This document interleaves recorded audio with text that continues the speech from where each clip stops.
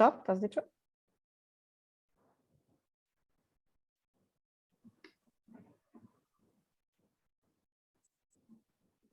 Vale. Hola, buenas tardes a todas y todos. Esperamos un minuto más, ¿vale? Antes de empezar con nuestra invitada especial, Ana Tebar, que es experta de Let's Law, de RSM.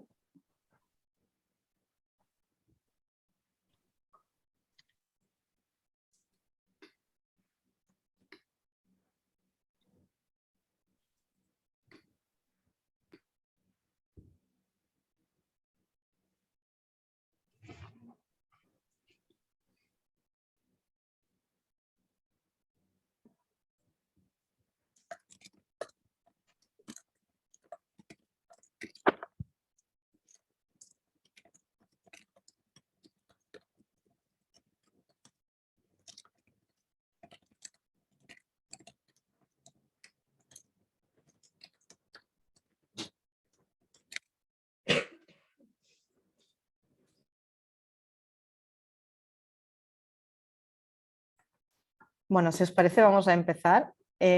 Buenas tardes a todas y a todos. Mi nombre es Doris Obarmaya. Soy la directora de marketing de Impulse for Women. Impulse for Women es una plataforma que pone en contacto a startups lideradas por mujeres y proyectos de impacto social con inversores. Trabajamos a un nivel global. Tenemos startups de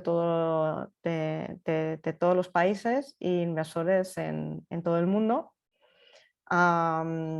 Tenemos el gran placer de tener con nosotros hoy a Ana Tebar, que es experta en privacidad, protección de datos y derecho digital de la empresa Let's Law by RSM. Ana es doble graduada en Derecho y Ciencias Políticas por la Universidad de Salamanca. Cuenta además con un máster en Legal Tech por el Instituto de Empresa de Madrid y se declara apasionada del sector Legal Tech y todo lo que tiene que ver con el asesoramiento legal de todo tipo de cliente, tanto nacionales como internacionales, en materias específicas, por ejemplo, como el comercio electrónico, la privacidad y la protección de datos, la ciberseguridad, marketing digital y publicidad, el desarrollo de software, el derecho de consumidores y usuarios, todo lo que tiene que ver con influencers y también la regulación del juego online.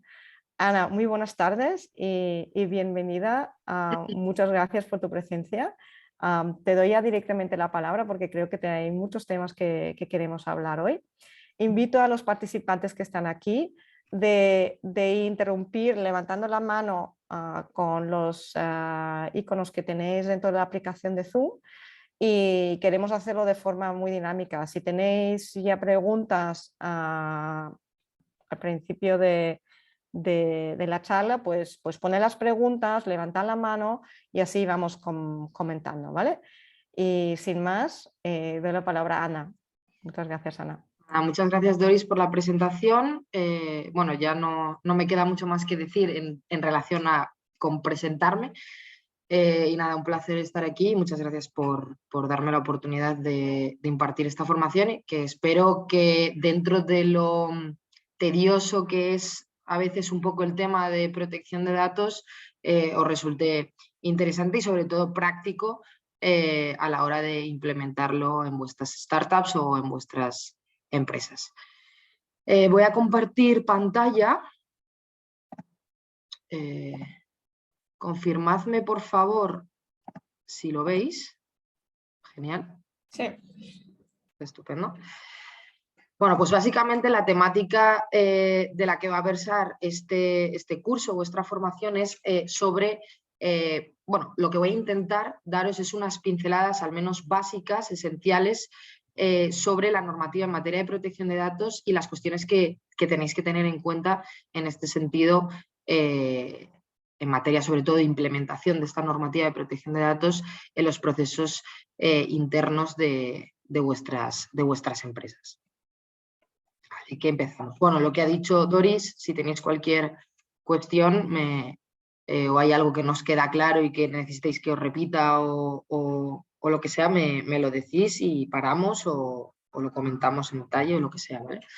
Bueno, por empezar, básicamente es importante describir o definir el punto de partida del cual pivota o en los cuales se basa toda esta regulación en materia de protección de datos, ¿vale? Y para ello debemos identificar dos normativas concretamente. La normativa europea, que es el famoso Reglamento General de Protección de Datos, el RGPD, que entró en vigor en el año 2016 y que todo el mundo de repente le entró las prisas, tenemos que adaptarnos al RGPD. Entonces esto es a nivel europeo, y luego a nivel nacional, que estaría la Ley Orgánica de Protección de Datos Personales y Garantía de los Derechos Digitales, que es la que nosotros conocemos a nivel nacional como la LOPD-GDD, ¿vale? Que es una derivación de lo que era la antigua LOPD y que entró en vigor en el año 2018. Vale, entonces, al principio de todas mis formaciones me parece importante describir o dar una breve pincelada sobre conceptos en los que se basan esta normativa, ¿no? Conceptos básicos cuya definición pues más o menos tenemos que tener claro de cara a poder entender el resto de cuestiones, ¿vale? En primer lugar, ¿qué es un dato de carácter personal? Bueno, pues un dato de carácter personal puede definirse básicamente como todos aquellos datos que permitan o puedan permitir la identificación de una persona física, ¿vale? Entonces, de hecho, así lo dice el propio RGPD y la propia normativa, que es un dato personal todo aquel dato que permita que una persona, o que pueda permitir que una persona física sea identificada, como por ejemplo un nombre, ¿no? Nombres, apellidos, números de identificación, como sería el carnet de identidad, pasaporte, datos de localización, un identificador en línea. Por ejemplo, la normativa nos dice que las propias IPs de los ordenadores, en tanto en cuanto tienes la posibilidad de identificar a una persona física a través de esta información, son considerados o es considerado este dato como un dato de carácter personal. Y luego, pues ya elementos propios de la identidad física, apariencia, fisiológica, genética, psíquica, económica, cultural, social de esa persona en concreto. Otras definiciones de interés que se regulan dentro de la propia normativa del RGPD sería el interesado, que el interesado es el titular de los datos personales que se pretenden tratar, ¿vale? Los titulares de un usuario, en el caso, por ejemplo, de un sitio web o de una aplicación.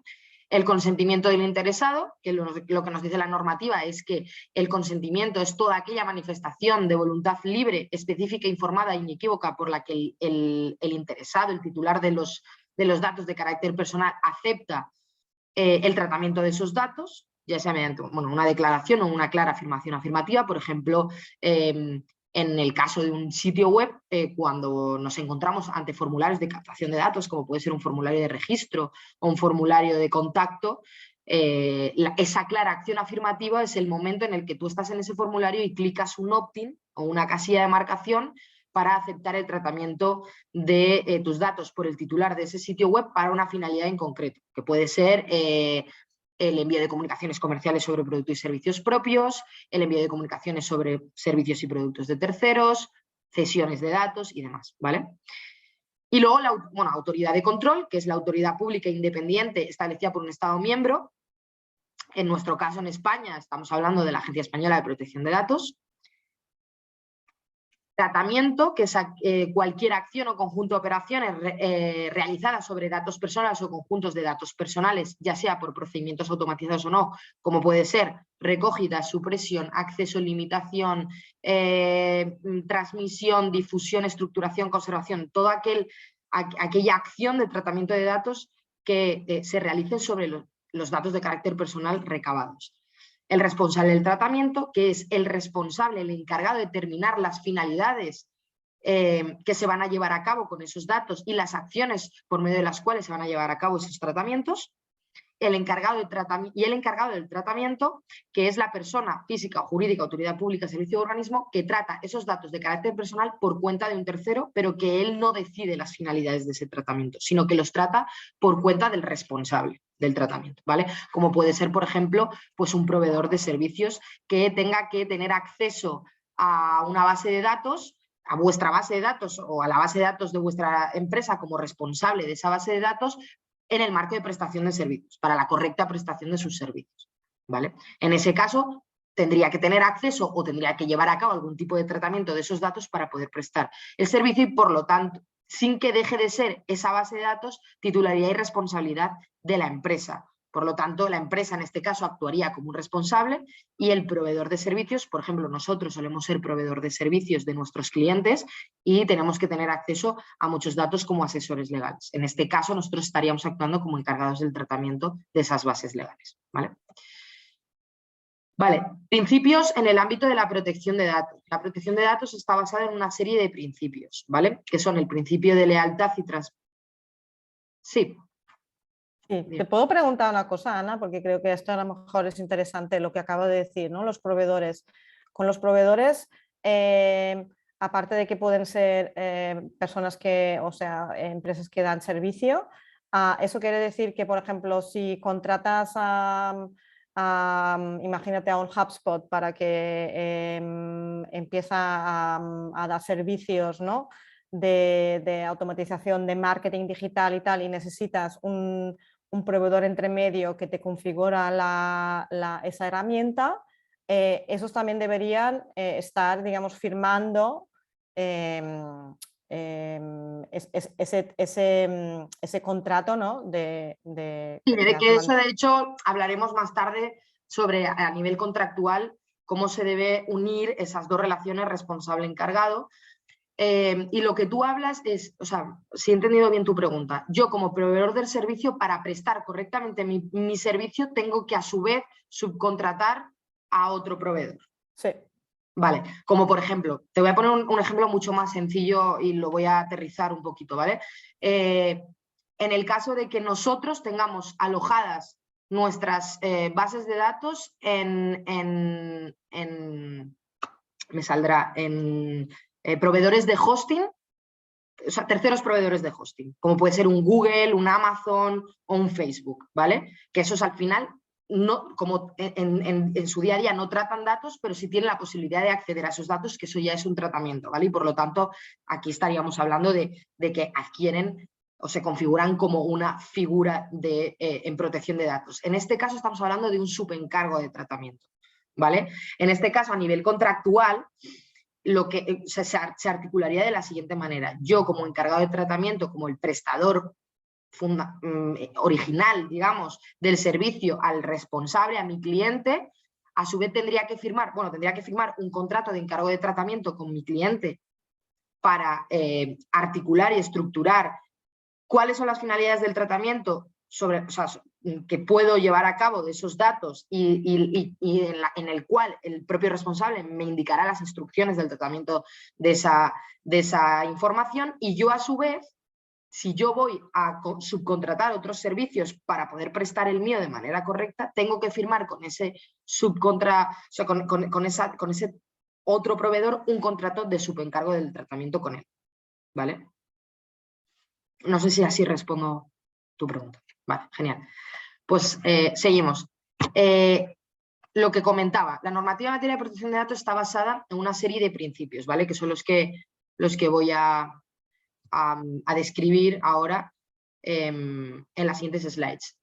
El primer principio es el principio de lealtad y transparencia. Básicamente lo que se refiere este principio es que el responsable del tratamiento tiene que proporcionar al titular, al interesado, al titular de esos datos de carácter personal, a los usuarios, tiene que proporcionar toda la información de manera concisa, transparente, inteligible, de fácil acceso, preciso, inequívoco, toda la información que tenga que ver con la identificación del responsable del tratamiento, las finalidades que se van a llevar a cabo del tratamiento con esos datos de carácter personal, pues como comentaba antes, si se van a ceder a terceras personas, si se van a ceder, sois un grupo de empresas, se van a ceder dentro del grupo, para el envío de comunicaciones comerciales y newsletter, todas las finalidades que se vayan a llevar a cabo en materia de protección de datos, la legitimación que se tiene por parte del responsable del tratamiento para llevar a cabo esas finalidades del tratamiento, que más adelante explicaremos la normativa, qué bases de legitimación otorga para poder tratar datos de carácter personal y en definitiva, toda aquella información que sea necesaria para garantizar un tratamiento justo y legal de los datos personales de los interesados, ¿vale? Como por ejemplo también puede ser, dentro de esa información también estaría pues, los derechos que tienen los usuarios de conformidad con la normativa y que pueden ejercer en materia de protección de datos. ¿Y cómo se debe ofrecer esta información o cómo nos dice la normativa que se debe ofrecer esta información? En el caso, por ejemplo, de un sitio web, que es normalmente donde se tienen más dudas y donde se capta la mayoría muchas veces donde se capta la mayoría de datos de carácter personal, se debe... Y esto también lo explicaré más adelante de forma más detallada, ¿no? Pero por empezar ya a soltar conceptos y que os vayan un poco sonando cuando vayamos avanzando en la presentación y sepáis de lo que estoy hablando, ¿no? Pero esta información se debe otorgar o se debe proporcionar al usuario mediante un sistema que es lo que se denomina el sistema de doble capa de información, ¿vale? Que consiste en ofrecer la información en una primera capa, que es una primera capa de información en donde se incluye la información en materia de protección de datos y privacidad resumida y con los elementos fundamentales que el usuario debe conocer en materia de privacidad, y luego estaría la segunda capa, que es redireccionar o que el usuario tenga acceso al texto completo de la política de privacidad. Básicamente la normativa nos dice en este sentido que es recomendable, no es recomendable, es obligatorio ofrecer esta información en esta doble capa para evitar que el usuario se aturulle con tanta información en materia de privacidad en la propia política de privacidad y que a su vez tenga ese otro mecanismo con la información más relevante resumida en una primera capa de información. ¿Vale? Esta es un poco la razón. Luego estaría el principio de limitación del fin, que son que los datos deben estar limitados a fines legítimos para los cuales fueron recogidos originalmente del propio interesado. ¿Qué implica esto? Que si yo en un formulario de contacto, me lo invento, que se haya habilitado en mi sitio web, pido el consentimiento a través de la habilitación de un opt-in para el envío de comunicaciones comerciales sobre productos y servicios propios, y a mí ese usuario me acepta esa finalidad y yo le envío comunicaciones comerciales, eso sería un fin legítimo. Ahí tendrías legitimación para llevar a cabo esa finalidad de envío de comunicaciones comerciales propias.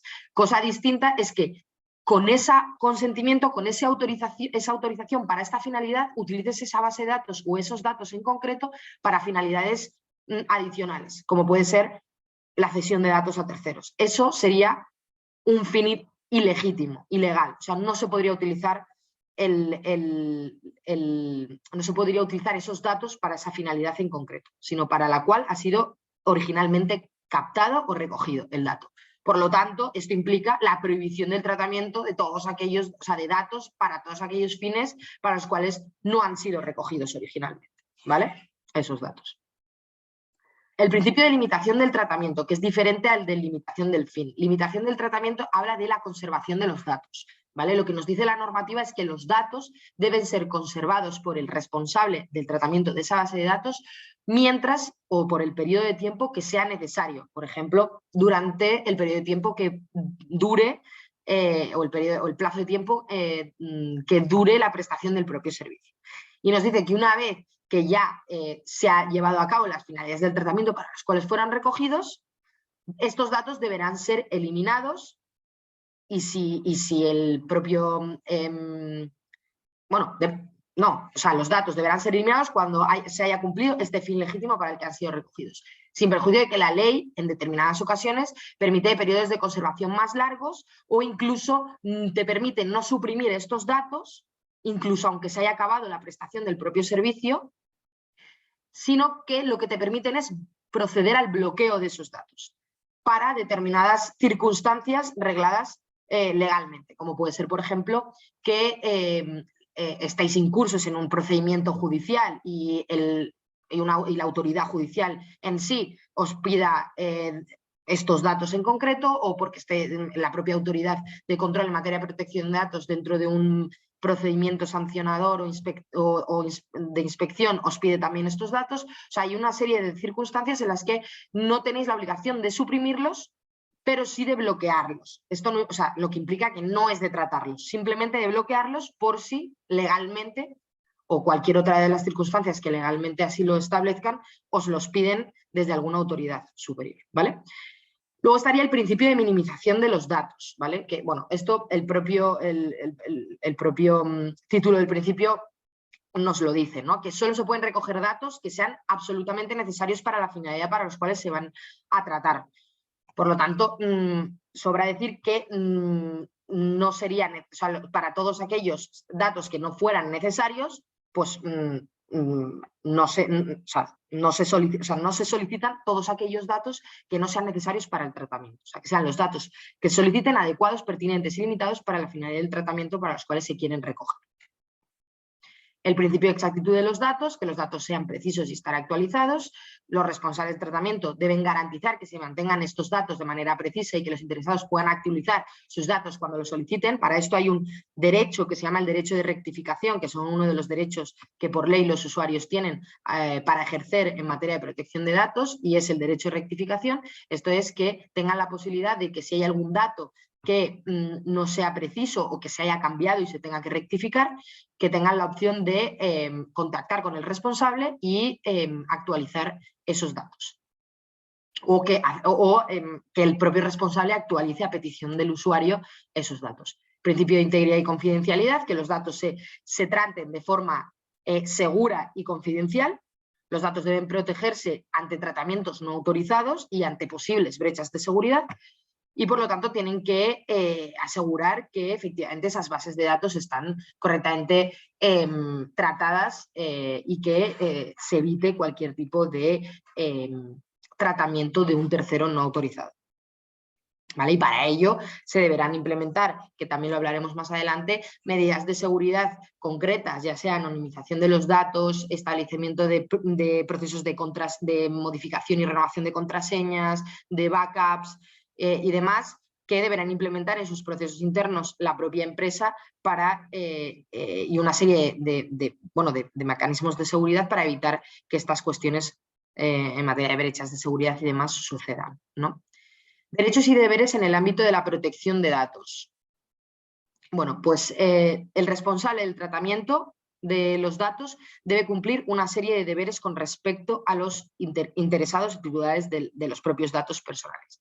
En primer lugar, el deber de información, que ya lo hemos hablado. Se debe informar al usuario sobre todas las cuestiones que traten o que impliquen el tratamiento de sus datos. Identificación del responsable, legitimación del tratamiento, finalidades, los derechos que pueden ejercer, cómo contactar en caso de que tengan alguna duda con el responsable, dar un email o un teléfono de contacto.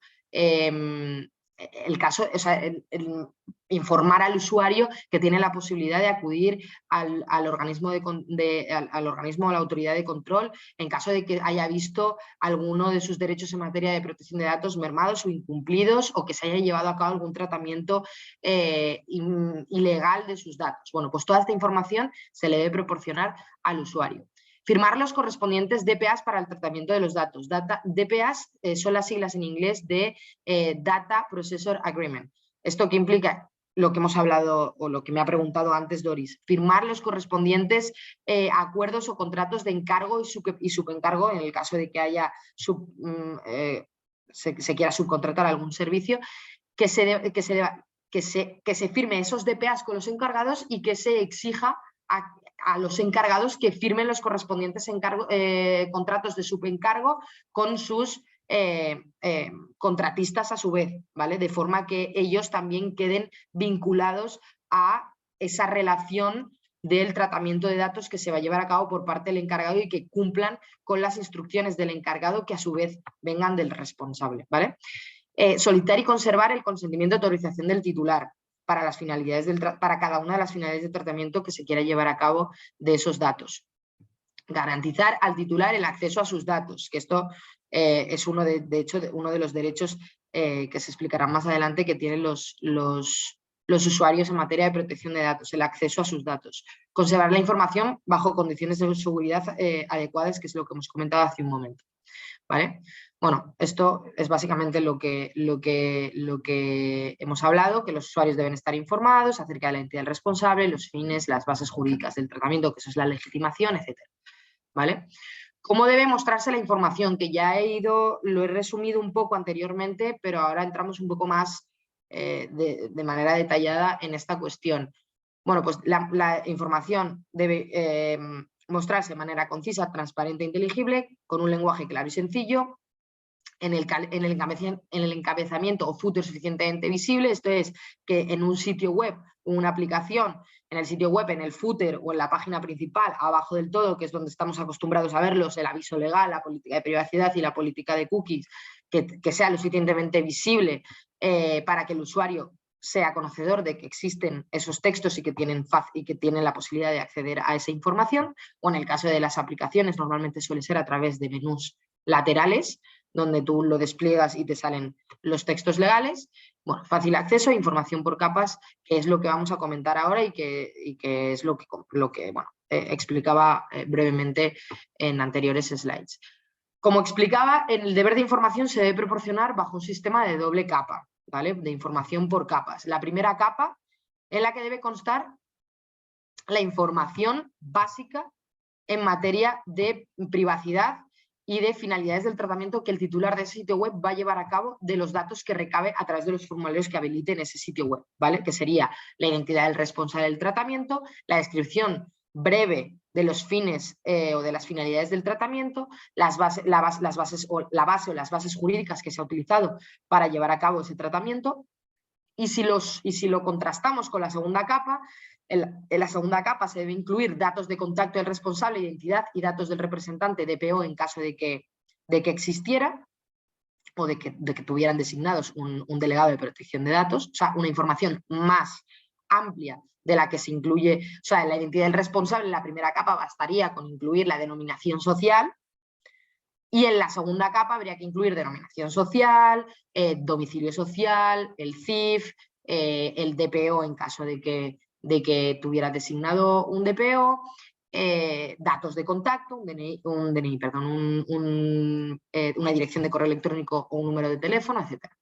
Descripción de los fines, hacer una descripción más amplia de los fines de las finalidades de tratamiento, el plazo de conservación de los datos y una descripción de la base jurídica. O sea, básicamente es unas pinceladas a nivel de privacidad en materia de información que se debe proporcionar al usuario, muy resumida en una primera capa de información, y en una segunda capa de información que sería el texto completo de la política de privacidad, donde se incluiría toda la información de privacidad más amplia y detallada, ¿vale? Bueno, esto es lo mismo, pues provisión o no de cesiones, aquí habría que incluir sí o no se ceden y aquí los destinatarios o categorías de destinatarios. O sea, básicamente, pues eso, información en una primera capa muy resumida para que el usuario tenga unas pinceladas en materia de privacidad de cómo va a ser el tratamiento de sus datos, y en una segunda capa, pero que ya sea elección del usuario, acceder a ese texto completo y decir, bueno, pues quiero saber más sobre cómo se van a acceder mis datos, quiero saber más sobre el titular del sitio web y demás, ¿vale? Esto no aparece en la presentación, pero es importante que lo voy a mencionar. O sea, es complicado de entender porque hay muchas veces que cuando yo hago adaptaciones internas a la RGPD de mis clientes, ya sea a nivel interno, contractual y de medidas de seguridad, como a nivel externo o de cara al usuario, como pueden ser los sitios web, la adaptación de sus sitios web y aplicación, es importante porque muchas veces hablamos de doble capa, pero uno no imagina en la cabeza cómo se implementa esto de una manera un poquito más técnica o se lleva un poco al papel dentro del propio sitio web. Os voy a poner un ejemplo. Hay un formulario, siempre pongo el más sencillo, un formulario de contacto que esté habilitado en un sitio web, y en ese formulario de contacto la finalidad última de un formulario de contacto es resolver las cuestiones o las dudas que te puedan plantear los usuarios. La finalidad última de un formulario de contacto no es enviar comunicaciones comerciales, no es ceder los datos a terceros y demás, ¿no? Por lo tanto, todas aquellas finalidades adicionales que no sea la de la resolución de consultas deberán conllevar un consentimiento expreso por parte del usuario. ¿Qué significa esto? Habilitar opt-ins o casillas de marcación para que el usuario las acepte o no, dependiendo de si las quiere aceptar o no, o si quiere que se lleven a cabo esas finalidades o no de tratamiento. Opt-ins separados por cada finalidad. Entonces, ¿cómo se implementa esta doble capa de información o este sistema por capas? Bueno, pues tú incluyes imagínate que yo quiero utilizar esos datos para que recabo a través de un formulario de contacto para el envío de comunicaciones comerciales propias o de newsletters propias. Incluyo un opt-in o una casilla de marcación en la que incluyo una leyenda legal del estilo: acepto recibir comunicaciones comerciales sobre productos y servicios de fulanito, quien sea el titular del sitio web, mediante carta, correo electrónico, bla, bla, bla, bla, bla, de conformidad con nuestra política de privacidad. Vale, pues en nuestra política de privacidad habría, ¿cómo se habilitaría este sistema por capas, de información por capas? Habilitando un link que redirija al usuario al texto completo de política de privacidad, donde pone de conformidad a nuestra política de privacidad, en nuestra política de privacidad un link que le redirija al texto completo, y al lado implementar o habilitar un más info, un botón de información, o incluso copiar y pegar el texto justo debajo del opt-in, nos vale, con esta información de la primera capa resumida, ¿vale? Que tendrá que constar de identidad del responsable, descripción de los fines, de manera, pues, el envío de comunicaciones comerciales, base jurídica del tratamiento, consentimiento, provisión o no de cesiones o datos, no se van a ceder los datos. Referencia al ejercicio de los derechos, pues tienes derecho a acceso, rectificación, supresión, oposición, a no estar sujetos a decisiones automatizadas, etc. Fuente de los datos cuando no procedan del interesado. De manera resumida, ¿vale? Derechos de los titulares. Cuando hablamos bueno, que justamente de hecho ahora mismo acabo de enumerar unos cuantos, ¿qué derechos tienen los titulares y qué de los derechos, o sea, de sus datos de carácter personal, que pueden ejercer cuando quieran con respecto al responsable de esa base de datos, ¿vale? Estaría el derecho de limitación del tratamiento. Normalmente este derecho suele ser cuando un usuario ejerce otro derecho, como puede ser el de oposición o supresión, hasta que el titular o el responsable de esa base de datos no verifique que los motivos son legítimos, o sea, que los motivos legítimos del responsable prevalecen sobre los del interesado, o hasta que no verifique que efectivamente esos datos los tiene en su base de datos y demás, se limitará el tratamiento de esos datos en concreto, de ese usuario que ha ejercido este derecho en concreto, ¿vale? Pues igual a este usuario, si ha solicitado el derecho de oposición, pues hasta que no se verifique esta cuestión, no se le envían newsletters. Entonces, su tratamiento queda limitado. El derecho de portabilidad de los datos, que se refiere a la potestad que se tiene como usuario a recibir los datos personales que se haya facilitado a un responsable, a recibir tus propios datos personales que se haya facilitado a un responsable en concreto, para que tú, como titular de esos datos, puedas facilitárselo a otros responsables del tratamiento sin que el anterior responsable, aunque suene muy repetitivo todo esto, pueda impedirlo, ¿vale? Y a su vez, ese responsable, cuando tú pides el derecho de portabilidad, que te devuelvan tus datos o que te faciliten esos datos de manera estructurada y con una lectura mecánica, ¿vale? El derecho de oposición, que podrás oponerte al tratamiento de los datos personales, ¿vale? El derecho a no ser objeto de decisiones individualizadas, que tienes derecho a no ser objeto de una decisión basada únicamente en el tratamiento automatizado, como por ejemplo la elaboración de perfiles que produzca efectos jurídicos o que afecte, como puede ser el caso de entidades bancarias o financieras, que normalmente lo que hace es automatizar o hacer tratamientos automatizados para enviarte concretamente, o elaboración de perfiles de conformidad con la edad, de conformidad con el sexo, y conforme a eso te dan una información comercial u otra, ¿no? Derecho de acceso, que puedas tener el derecho a acceder a tus datos, ¿vale? Derecho de rectificación, que ya le he comentado anteriormente, que tengas derecho a rectificar cualquier dato que sea inexacto o a solicitar al responsable que modifique o rectifique algún dato que sea incorrecto o inexacto. Derecho de supresión, que es el famoso conocido derecho al olvido, que podrá solicitar la supresión de los datos personales al responsable sin dilación debida. Y bueno, y eso, perdón. Y aquí estaríamos hablando ya de esos son los derechos que vosotros, como titulares de bases de datos de carácter personal de vuestros usuarios o de vuestros clientes, podréis recibir y que vuestros clientes podrán ejercitar y os los podrán solicitar a vosotros como responsables de la base de datos a los que pertenecen sus datos de carácter personal. Vale, esta parte de la presentación se refiere más a la parte de recursos humanos interna de vuestras empresas, en este caso, en materia de protección de datos. Hay que firmar una serie de anexos o de contratos con los trabajadores que formen parte de vuestra organización y que vayan a tener acceso y vayan a poder tratar datos que sean responsabilidad y titularidad de vuestra organización, como son firmas de cláusulas o de contratos de confidencialidad, NDAs, y luego incluir anexos a sus contratos laborales sobre una serie de instrucciones de cómo se debe utilizar Internet, los dispositivos electrónicos que se les facilite para la prestación o para el ejercicio de sus labores dentro de la empresa, el sistema informático, el correo electrónico y demás. Y luego cesión de derechos de propiedad intelectual, una cláusula de cesión de derechos de propiedad intelectual e industrial con respecto a los trabajos que desarrollen en el marco de la prestación o de la ejecución de sus labores dentro de la organización. Luego, dentro también de la parte de recursos humanos, estaría la inclusión de determinados footers en vuestros emails, en el caso, por ejemplo, de la autorrespuesta cuando recibáis currículums, ante posibles procesos de selección para determinadas posiciones posiciones o dentro de la propia organización, de la propia empresa, son respuestas automáticas que debéis implementar o habilitar cuando recibáis currículums de los candidatos que quieran solicitar esa posición o esa plaza dentro de la empresa, ¿vale? Luego también estarían los típicos footers corporativos que debéis incluir en vuestros pies de email, donde aparezca toda la información en relación a la identificación de la empresa como responsable del tratamiento, la conservación de los datos, etcétera, ¿no? Que se van a llevar a cabo de los datos, etcétera.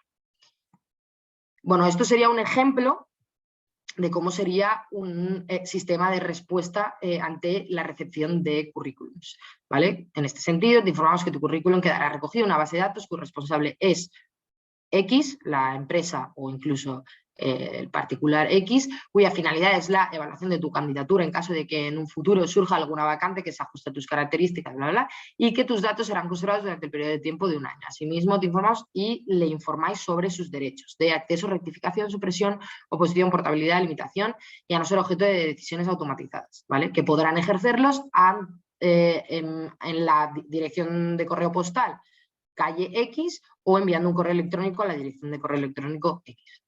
¿Vale? Tratamiento de datos. Aquí ya hablamos de las famosas bases de legitimación que llevo mencionando durante toda la presentación y que todavía no había aterrizado a qué nos referimos con esto. El artículo 6 del Reglamento General de Protección de Datos nos habla de las bases legitimadoras para poder tratar un dato de carácter personal. En este caso, las más comunes, las más habituales, son la ejecución de un contrato de medidas precontractuales, el consentimiento que el usuario quiera otorgar por cada finalidad del tratamiento para la cual se quiera recoger esos datos y el interés legítimo, ¿vale? Que el interés legítimo es una base legitimadora que es más complicado de evaluar o de medir, pero que también se detalla o se establece en este artículo 6. Sin perjuicio de que en el artículo 6 del RGPD se hablan de otras bases legitimadoras también, como son el consentimiento, la ejecución de un contrato, que el tratamiento de datos sea necesario para cumplir con una obligación legal, que los datos sean tratados para proteger los intereses vitales de una persona y que el tratamiento sea necesario para cumplir con una misión de interés público, ¿vale? Y bueno, y luego el último, el interés legítimo. Requisitos para la obtención del consentimiento, ¿vale? De acuerdo con la normativa. Sí, dime, Manuel. Perdona, oye, una pregunta. Si alguien te da su tarjeta de visita y la tienes ahí guardada en un cajón, en teoría tienes su consentimiento para poderle contactar en cualquier momento, ¿no? Aquí estamos hablando de un caso diferente, porque estamos hablando de relaciones de contacto profesional, ¿vale? Entonces aquí hay un artículo, que es el artículo 19 de la LOPE de GDD, que la base legitimadora ya te la da este artículo siempre que se cumpla una serie de premisas. Es decir, que ese contacto vaya a ser meramente para una finalidad comercial, de establecer relaciones comerciales entre las partes, ¿vale? Por lo tanto, cuando estamos hablando de relaciones comerciales, de que yo te doy mi email, pero para establecer una relación comercial o de trabajo o de lo que fuere entre nosotros, entonces ahí no habría problema, ¿vale? Ya la propia base te la establece el artículo 19 de la LOPE de GDD. Pero al fin y al cabo yo siempre contacto desde mi empresa para vender, para establecer una relación comercial. Entonces, ¿dónde está la frontera? A ver, una cosa es que estemos hablando de personas físicas a las que tú les quieras vender un producto o un servicio, y otra cosa efectivamente, y otra cosa estamos hablando de relaciones B2B, ¿vale? En el que vaya a existir una relación. Es más, me gustaría leerte, de hecho, a ver si lo hago rápido, concretamente, porque la literalidad del artículo la desconozco, pero para que te quede claro esta cuestión de la que hablas, ¿vale? El tema de protección de datos es más de la persona física como persona individual, no como representante de una sociedad, ¿no? Efectivamente, efectivamente. Pero, Okay. pero si es una persona física autónoma, entonces estamos hablando de la misma relación comercial, ¿vale? Estamos hablando entendido. de consumidores, ¿vale? De usuarios consumidores. Si no, bueno, si no al final de la sesión te lo busco, ¿vale? Para que no se dilate mucho esto. Gracias. Nada. ¿Cómo debe ser el consentimiento? Vale, aquí hay que distinguir entre dos tipos de consentimiento y entre dos tipologías de datos diferentes. Está el dato personal, como puede ser un nombre, un apellido, el número del DNI, la IP de un ordenador, que entonces estamos hablando de un dato personal al uso, y en ese caso, para conseguir el consentimiento, valdría con que fuera un consentimiento libre, específico, informado e inequívoco, como sería el caso de una casilla de aceptación o de un opt-in en el formulario de un sitio web. Y luego estamos hablando de categorías de datos especialmente protegidos, como pueden ser convicciones religiosas, datos de la etnia, de la raza, de la orientación sexual, datos médicos de la persona. Todos estos son datos de carácter sensible o especialmente protegidos. Y en este caso lo que te dice la normativa es que el consentimiento que tienes que recabar no puede ser solamente expreso, sino que debe ser explícito. ¿Cómo? Mediante la firma electrónica, la contestación en un email declarando o realizando una declaración explícita de que aceptas ese tratamiento de datos, de esa tipología de datos en concreto, o cualquier mecanismo por escrito en el que otorgues ese consentimiento. Vale. A ver, un segundo. Ejemplo práctico. ¿Cómo hacer campañas de email marketing con leads? Bueno, básicamente es un poco lo que hemos explicado anteriormente. Obtener el consentimiento inequívoco de cada usuario para utilizar los datos personales para poder enviar comunicaciones comerciales de manera, recabar este consentimiento de manera previa, informada y verificable, ¿vale? Y que el usuario consienta por cada finalidad del tratamiento. O sea, no vale que se establezca una única casilla de marcación para la finalidad de envío de comunicaciones comerciales propias y de terceros, ¿vale? Porque estamos hablando de dos finalidades diferentes y por lo tanto requieren un consentimiento separado por cada una de las finalidades, ¿vale? El uso de cookies.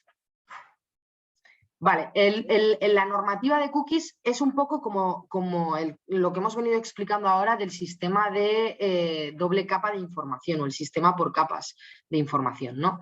Estamos hablando aquí igualmente de que hay que proporcionarse de que se debe habilitar la información de la siguiente manera, habilitando un aviso de cookies, ¿vale?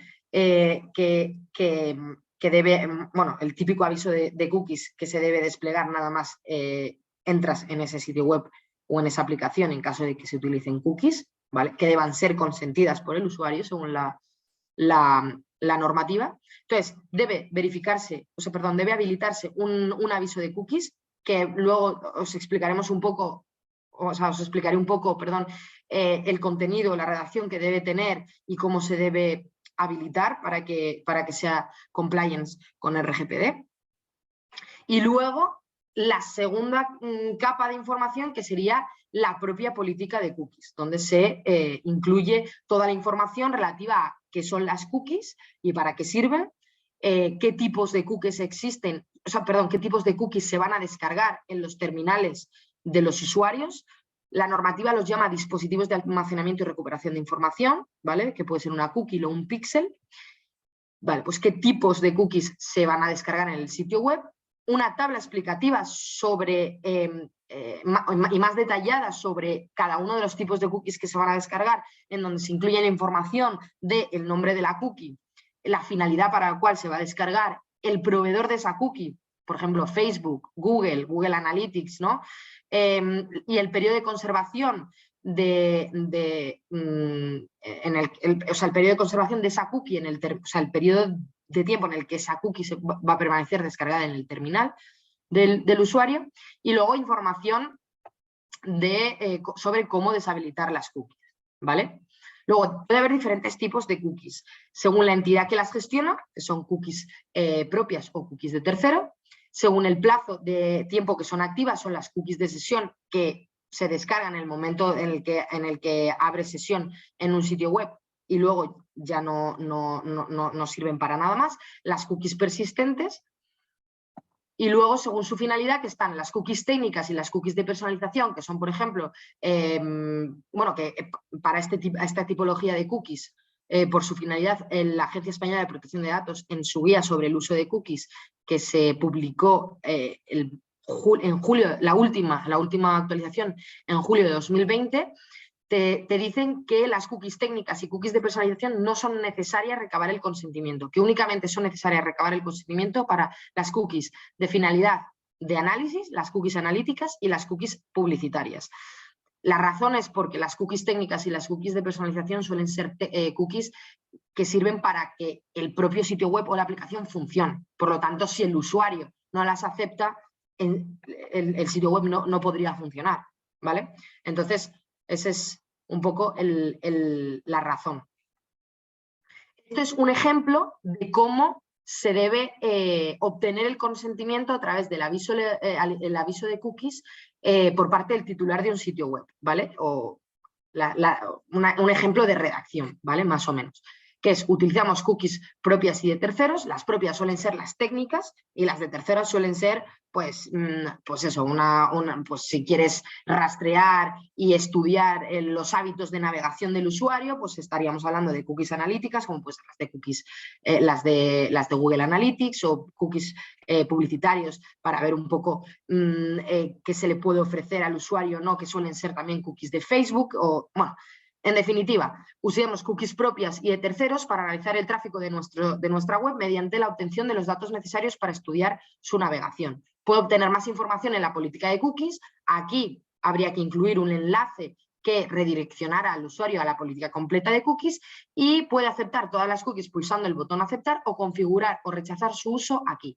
Y cuando das aquí, te tiene que salir un panel de configuración como es este, ¿vale? En el que, como veis, las cookies técnicas, que son las obligatorias, aparecen marcadas por defecto, porque gracias a ellas el sitio web funciona, y las cookies analíticas y las cookies publicitarias aparecen desmarcadas por defecto, porque son las que la normativa nos dice que tenemos que solicitar el consentimiento del usuario de manera previa, para poder proceder a descargar ese tipo de cookies en los terminales de los usuarios, ¿vale? Es importante también tener en cuenta que el aviso de cookies, lo que nos dice la Agencia Española de Protección de Datos y la normativa, es que no puede suponer o no se puede habilitar un muro, lo que se denomina o se conoce como el muro de cookies. Es decir, tú tienes que habilitar un aviso de cookies y el usuario siempre tiene que tener la posibilidad de navegar libremente por cualquier sección del sitio web. O sea, tú no puedes, porque de alguna manera lo que entiende la normativa es que al habilitar un muro de cookies lo que estás es, en cierta manera, obligando al usuario a aceptar la descarga de esas cookies para que pueda navegar por el sitio web. Entonces, lo que nos dice es que el usuario tiene que tener la posibilidad de navegar libremente por cualquier sección del sitio web sin tener la obligación de aceptar las cookies. Y para ello, el aviso de cookies puede estar en una parte de la pantalla, pero no copar toda la pantalla y no generar un muro de cookies para que el usuario no pueda interaccionar en el sitio web, ¿vale? Y bueno, como veis aquí, aparecen premarcadas. Hay muchas veces que mis clientes me preguntan, pero ¿no las podemos marcar y que el usuario vaya al panel de configuración y desmarcarlas? Aquí la respuesta es no. La respuesta es que estas cookies tienen que venir desmarcadas porque lo que nos habla, y por eso me gusta empezar las formaciones con definiciones concretas de conceptos que creo que son básicos en materia de protección de datos, como es el consentimiento. Y lo que nos dice la Agencia Española, lo que nos dice la normativa en materia de protección de datos es que el consentimiento tiene que ser una acción libre, inequívoca y afirmativa. Y para eso tiene que aparecer desmarcadas para que el usuario, de manera proactiva, libre e inequívocamente, afirme o confirme que quiere que estas cookies se descarguen en sus terminales. Riesgos en el tratamiento de datos personales y régimen sancionador. Bueno, ¿cómo actuar ante una brecha de seguridad de protección de datos? Sobre todo, bueno, en el caso de las notificaciones en lo que respecta a las violaciones de seguridad de datos, pérdida de datos, accesos ilícitos y demás. Bueno, aquí la normativa no establece una serie de medidas técnicas y organizativas concretas de que, oye, tenéis que hacer esto, esto y esto, o tenéis que implementar esta y esta otra medida dentro de los procesos internos de seguridad de vuestra empresa, pero evidentemente habla de unas medidas organizativas y técnicas en materia de seguridad, de protección de datos, lógicas y diligentes. O sea, que sirvan para efectivamente proteger las bases de datos frente a tratamientos no autorizados o accesos ilícitos, ¿vale? Entonces, un poco el procedimiento en caso de que se identifique una brecha de seguridad sería que el empleado que ha identificado esa brecha de seguridad se lo debe notificar inmediatamente al responsable de su departamento, que el responsable del departamento se lo notifique inmediatamente al responsable de seguridad y en materia de protección de datos de la persona física jurídica, de la empresa o de la persona física responsable del tratamiento, que el responsable de seguridad, de seguridad del responsable del tratamiento, ¿vale?, de la empresa o de la persona física que es titular de esas bases de datos, coordine, aquí hemos puesto con Let's Law, pero coordine con su asesor legal o con su DPO cómo proceder y la necesidad de informar a la autoridad competente, en este caso a la Agencia Española de Protección de Datos. Nosotros, por ejemplo, hay muchos de nuestros clientes que han preferido evitarse problemas y externalizar el servicio de DPO en nosotros. Entonces nosotros gestionamos, en caso de que haya algún tipo de brecha de seguridad o haya algún ejercicio de derecho y demás, lo gestionamos todos nosotros como el DPO de nuestros clientes en este sentido. Entonces, bueno, siempre es recomendable tener una persona especializada en protección de datos para saber cómo proceder ante este tipo de situaciones.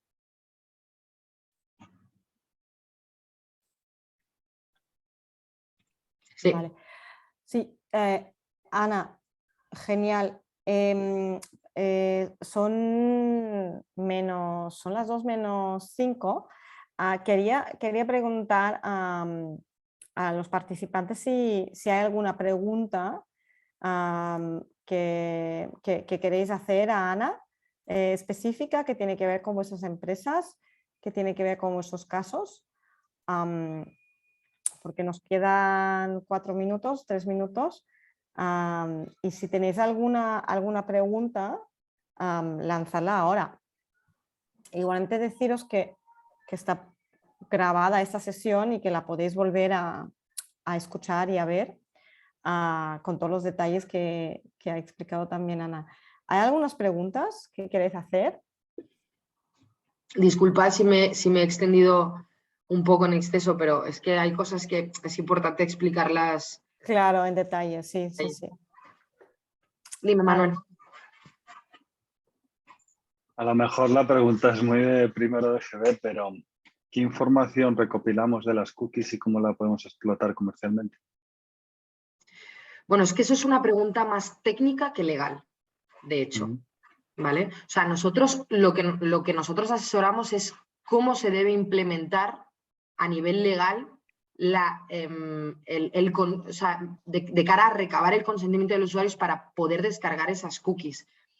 El funcionamiento de las cookies en sí y cómo se deben implementar es una cuestión más técnica, no tan legal, ¿vale? Entonces, ¿hasta qué punto puedo responderte esa pregunta? O sea, hay cookies, como pueden ser las de Google Analytics, que miden el comportamiento del usuario en relación con sus hábitos de navegación. Y hay empresas que para ellos les es muy útil esta información para ofrecerles inputs de servicios, ya sea a través de banners en sus sitios web. Esto lo hace mucho Google, lo hace mucho Facebook.